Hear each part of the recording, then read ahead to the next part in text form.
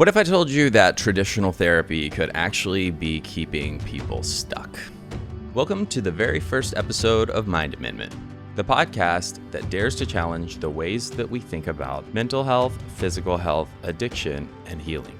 Today, we're joined by Trish Caldwell, Senior Vice President of Clinical Services at Promises Behavioral Health. Trish has pioneered innovative approaches that go beyond traditional treatment therapy. Trish, welcome to Mind Amendment. Thanks for having me. So excited to have you here. I'm excited to be here. So, Trish, let's just dive in. When you were first starting out, what was the standard approach in therapy, and what was considered good treatment at the time? I think there's a lot of different treatments that are still considered to be progressive and supportive of an individual's recovery. I think what we're trying to do a little bit different is that I think some of those practices that we are taught as therapists, so when I went to school, were organized to do in an outpatient setting. So what we're seeing is that traditionally in an inpatient, you saw a lot of what we consider process-led groups. So individuals go into a therapy group with other individuals that are actively seeking their recovery, and they share. And so what then happens is that individuals in those groups are sharing their vulnerabilities, sharing their traumas, sharing their stories to a lot of what people would say, but not having the skills to manage themselves as they leave that group. Is there a clinical definition for that type of therapy? Is that basically where CBT comes? So CBT can be done in a group setting. CBT can be done in an individual setting, right? So that is trying to challenge the thoughts that somebody's having to provide them opportunities to look at doing behaviors different. What you see in a lot of behavioral health is that those groups, particularly being led in an inpatient, where you have individuals that are in the earliest phases of their recovery, right? So when we talk about brain states, that becomes an incredibly important part of our understanding of an individual that's coming into an inpatient is more dysregulated than an individual that's in an outpatient. So we would say they're more limbic system dominant than cortex, which is where CBT is going to be really profoundly utilized. What happens a lot in an inpatient setting is that process group. And so that can be led with some DBT, some CBT, but historically there's minimal oversight as to what's happening in those groups. So it's really up to the therapist's discretion as to what they're going to be doing in a group each and every day. Yeah. So we've got a lot of professionals tuning in, but also, your average person that may not know a lot of the terminology you were just talking about. And so could you give me the elevator pitch when you're talking about the limbic and that we're pulling from in those various stages of entry for therapy?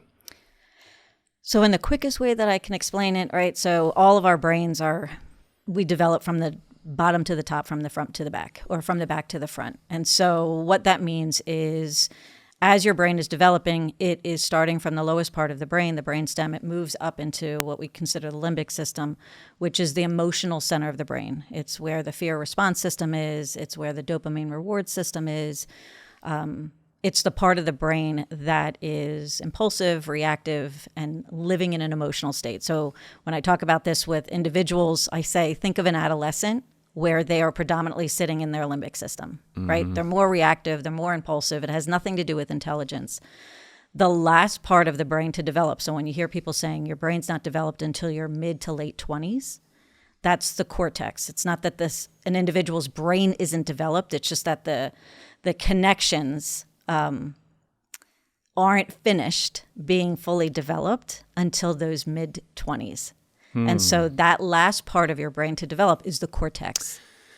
I immediately went into, it's so impossible for me not, because this is how my brain works. I go into metaphor. Anybody who follows our shows knows that I always do this, so you're used to it. But I think what's so powerful there is what I see when you talk about that is because, I'm somebody in long-term recovery that was, my development was blocked at a certain point, and I had to pick up where I left off, or maybe a little bit earlier.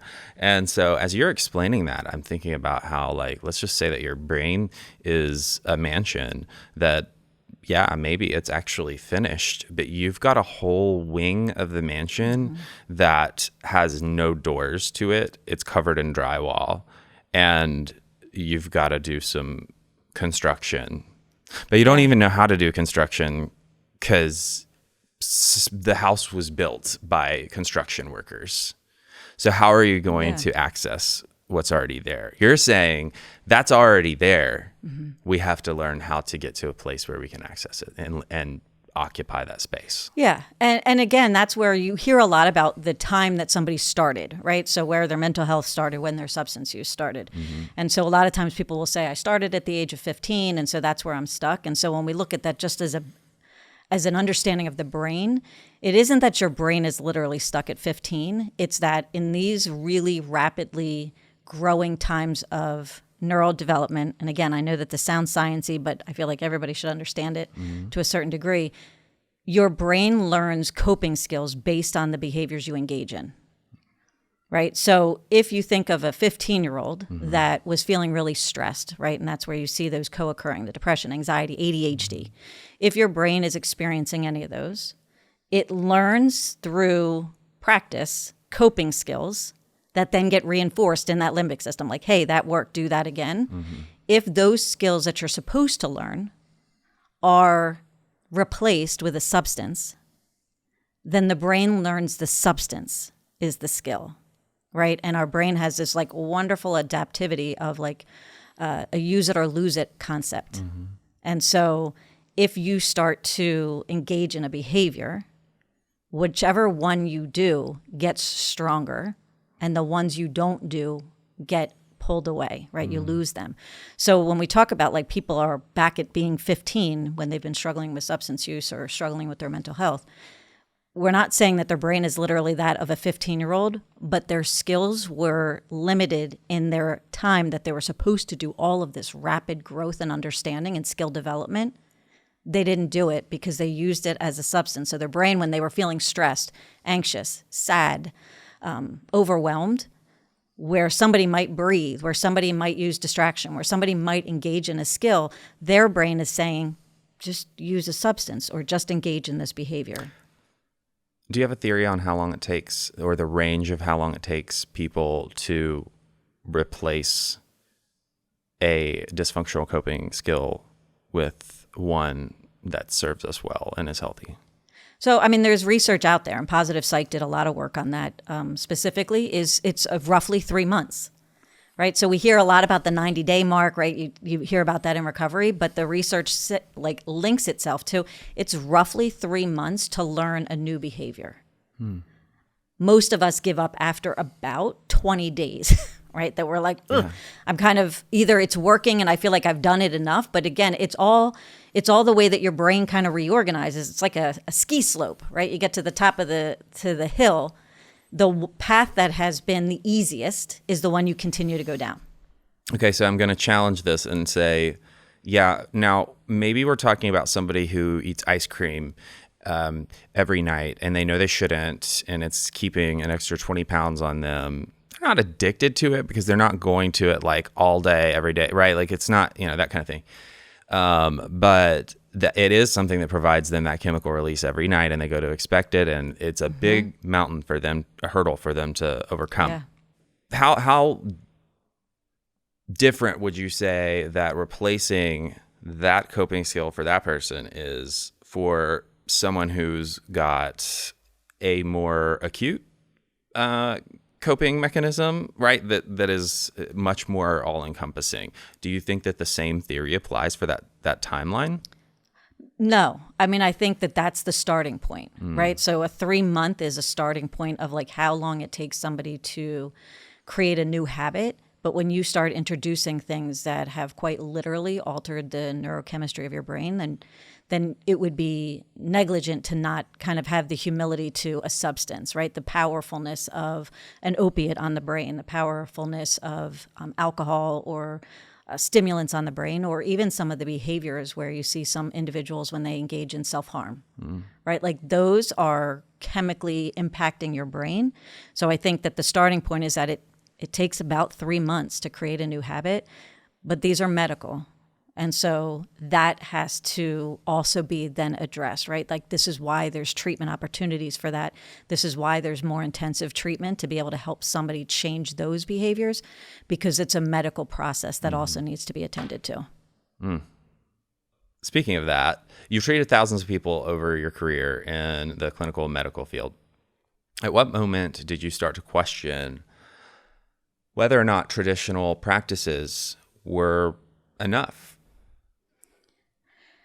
So I started working with adolescents years and years and years ago who were in long-term residential care and doing what would be considered like talk therapy just didn't seem as effective. These were young adolescents that had experienced significant trauma in their lives, had been removed from their homes, and were now living in a residential setting for up to a year. And so traditional talk therapy, which is what I was taught, didn't seem to be as effective. But I also didn't think that I had enough experience in this field to really be able to question and push back. I think the shift, and so this has always been something that I've been interested in, right? Like talk therapy, I see a value in it. I know that there's an importance to it, but it didn't seem to hit the patients that I was working with in these inpatient settings. And I was sitting in an inpatient group for observation for one of the facilities that I had used to work with. And they went around to all of the individuals to say, you know, what's going to be different for you? Why are you going to have recovery this time? And I still remember sitting there when I was listening to individuals say things like, because this time I mean it, because this time I really want it. One gentleman that said, I think I'm going to be happy this time. And I remember sitting in there and thinking, are we going to allow somebody to leave thinking that that is what's going to have them manage their recovery? Like you always wanted it. Nobody puts themselves, takes the courage to get themselves to access that level of care, removes themselves from their homes that didn't want it. And yet here were gentlemen that were going to be leaving treatment within a week saying that the thing that was going to make them stay sober or stay in recovery was wanting it. And I'm like, we're doing this wrong. Yeah. I mean, like what I hear when you say this is hope. Hope is essential. Without Absolutely it, is. I would argue that our goal in all of this isn't possible. So yeah, it is essential. It's not enough alone. Correct. I can hope all day long. Correct. For all the things that Correct. I can hope that I'm going to run a marathon, but I'm telling you right now, until you start seeing me doing practices that are going to get me closer to running, then hope's not enough. So you have to have it, but it's not enough. So I want to, this is a kind of off of the script question that you spurred as you said this. You're in an inpatient treatment environment when you're observing this. And being a consumer of one-on-one outpatient mental therapy, I love my therapist. I see her regularly, and it's very transformational for me. Yeah, absolutely. And we employ a lot of the practices that you're going to tell us about today. But the traditional approach,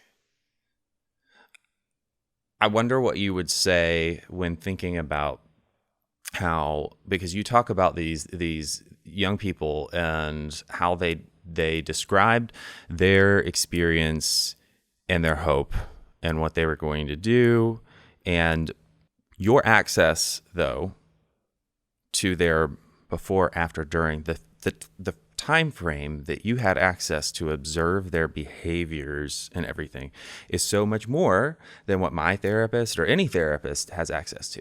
So if we have a therapist that is just doing traditional sit down talk therapy, would you say that this theory, this idea doesn't just isolate itself to inpatient treatment environments, but that maybe we just haven't been in a place where the outpatient therapist is able to see. They rely on the actual feedback from a client coming in and telling them how things are going in their life. And so I would like to hear your compare and contrast to your theory about the connection there, not just in the treatment environment. Yeah. I mean, I ran a private practice and kind of like a pro bono private practice. So I work with individuals on an outpatient setting, right? And also worked in an outpatient setting, right? So for like an intensive outpatient programming. I think the difference is that we're looking at individuals in a different level. Emotion regulation works for everybody for all of reasons that we'll end up getting into, right? Like I joke, I'm not a big fan of being on camera, right? So I practice all kinds of emotion regulations before I come here, right? To make sure that I'm calm, to make sure that my body feels, comfortable and safe. But the difference is in an inpatient, we're looking at individuals that we can arguably say don't have the skills yet to manage their strong emotions. And so when somebody says, well, how do you know that? I'm like, because they're in an inpatient. Because they've engaged in behaviors that put them at such risk that the inpatient was the safest place for them to be able to start their journey of recovery. In an outpatient, I can assume that you have enough regulation skills on your own that you are able to start engaging in them on your own when you start to feel distressed, when you start to feel depressed, when you start to feel anxious, and even if you start to have urges. Okay, I'm going to challenge that. What about the individual, and I see all the time, there's so many, and I hate to say even getting caught, but like when so many of us, I did not end up in treatment because I was like, hey, I can't handle life on my own, right? Correct. I got caught by the people in my life that had a power differential over me and said, no more, this is your option. I was a young adult. The older we get, the less autonomy we have, right? And so consequences are what absolutely lead us if we're not choosing to go into treatment. And so even for like intensive outpatient therapy or individual therapy, in talking about what you're referencing between the person that ends up, how they end up in inpatient, why they end up in inpatient. But in my brain, there's this whole in between of people that they're being prevented from consequences that get them into. There's all kinds of things, whether it's enablers, whether it's, and so I'm going to pose a question. So I'm going to give an example and just say like, okay, so when I first started going to therapy, my original therapist practiced exclusively CBT. And we sat down and talked about all the things that were troublesome in my life. I don't remember ever talking about a skill. Was it therapeutic for me to talk about what was happening and have someone safe to talk to? Yes. You just described a very extreme version of people that have, distress tolerance, an inability to cope, yada, yada, yada.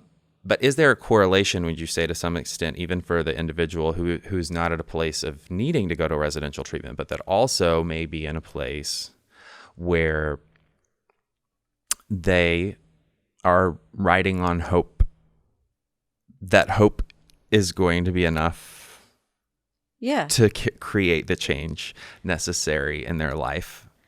Yeah. I mean, I think that's it. It's the comparison to almost any chronic illness, right? So sometimes you're able to go to your primary care physician and you're able to work through some of the things that you need to work on. You're able to change your diet. You're able to do whatever it is that they're able to do. And you can manage it in an outpatient. And that's true for individuals in recovery, right? So people with mental health and substance use, some of them are able to just stay in an individual session. They're able to go to an intensive outpatient. And then there's some that the illness is so strong that they need a more significant intervention. And we see that with other medical interventions, right? Some people are able to have treatment and they continue to follow up with physical therapy. They follow up with some of these other outpatient experiences. And then there's some that need to go back into the hospital. I just think we as a field can't judge the decisions or the interventions that are needed to support a human that is looking to manage a recovery in a way that is going to allow them to keep moving forward. But it could be at any level of care. That's good. My next question, I feel like you just answered. I'm going to go ahead and say this. We hear that people process trauma in treatment, but what happens when they leave? Why does feeling better in therapy not always translate to handling real world stress? Because I think if you think about this as a human experience, if I go into a group and I share my trauma, right, and I process with other people, right, including a therapist, what I'm feeling in that moment is connected. What I'm feeling in that moment is validation, right? I feel less alone. But that's not a transferable skill. So if all we needed to do was talk about our trauma to feel better, people would have felt better much earlier on. It's that when you feel the distress, when you start to experience the depression associated with it, the hypervigilance, what are you able to do to manage those experiences that allows you to continue to move forward in your recovery? That's the shift, right? So we are a field that's telling individuals you need to share the narrative, but in an inpatient particularly, they need to be able to regulate before they do the resolution, right? And so I do trauma therapy work, and when you look at like the evidence-based trauma therapies, they're anywhere between 12 to 25 sessions, not 4 weeks, right? Not the short term in the highest distressing experience of your life. And it's just not enough. It's like me talking about something feels validating, feels connecting, and those are actual skills that we want. This is why you and I connected in the very beginning, because I was like, why is alumni not more involved, right? Because what you're talking about is that humans want to connect with other humans that allow for them to feel heard and valued. And so when you have that inside of an inpatient, then when they lose that, when they step out of the inpatient, they don't have the community anymore. And so the experience of talking about it wasn't what was healing. It was the connection and the validation that was healing, right? That's where they felt. That's the cortex level work, but that's alumni. That's connecting with outside communities. That's finding sponsorship. That's finding, other community connections that you can stay a part of. That's involving your family. That's the piece that people are misunderstanding. So an individual is thinking it's because I'm sharing my trauma that I feel so good there. And you're like, it's not that, because you can't get regulated, because then you go and you lay in your bed at night and you can't unlive the experiences in your head, right? You've just stirred up the trauma and now you can't unlive it. And so we see that where the individuals are feeling more distressed later because they opened up a wound that they didn't know how to regulate when they started to think about it again on their own. It's powerful stuff. So if you were to encapsulate, now that we've set the stage, could you tell us how, in a nutshell, when done wrong, therapy is keeping people stuck? So I want to be careful that I don't want to say anybody's doing it wrong, right? Like, we're all trying to do things for the right reasons, but I think if we understand how the brain operates, right? And so I'm a big fan, I'm a big advocate of trauma-informed care, right? And understanding how the brain operates. What you oftentimes see, and again, I know I'm going to keep moving back to that inpatient because it's a short-lived opportunity, right? So that's the difference. When you're an outpatient, you can stay with your practitioner for a long time. You've demonstrated the ability to regulate yourself enough to be productive, to be in the world, to be able to hold a job, right? All of those wonderful things. When you are in an inpatient, the shift is that if I expose my trauma too soon and I don't have the skills to be able to re-regulate myself, then it's just been exposed. And by providing individuals the tools, so I can work with somebody that has been 10 years in their recovery and they're like, why do I do some of the behaviors that I do, right? Where does this come from? And the message that I think we need to say more and more is that you don't have to have the narrative to your trauma to still manage your recovery. Why? Because you can have thoughts and urges and still actively be in recovery, right? So for an individual, he's been in recovery for 10 years. He worked in a treatment facility, and he was like, I've never addressed the trauma of my childhood. And I'm like, okay. And he was like, so why? And I'm like, well, are you sitting in front of me in recovery? And he's like, yeah. I'm like, have you successfully managed your job? Yeah. Are you raising your kids? Yeah. I'm like, so that's why. Because you've been focusing in on the things, and when you get ready, if you do, then we can get to some of that trauma if it's still getting in your way. But I can't put it before your ability to manage those things that are keeping you actively recovered. Yeah. Right? So it shifts the timing of it. You know, it's interesting because we're talking about something that applies to really all facets of mental health struggles, but addiction is a great measuring stick to what you're saying, because it's sometimes harder for people who struggle with a mental health issue separate from addiction, because it's not quite as touchable, and black and white.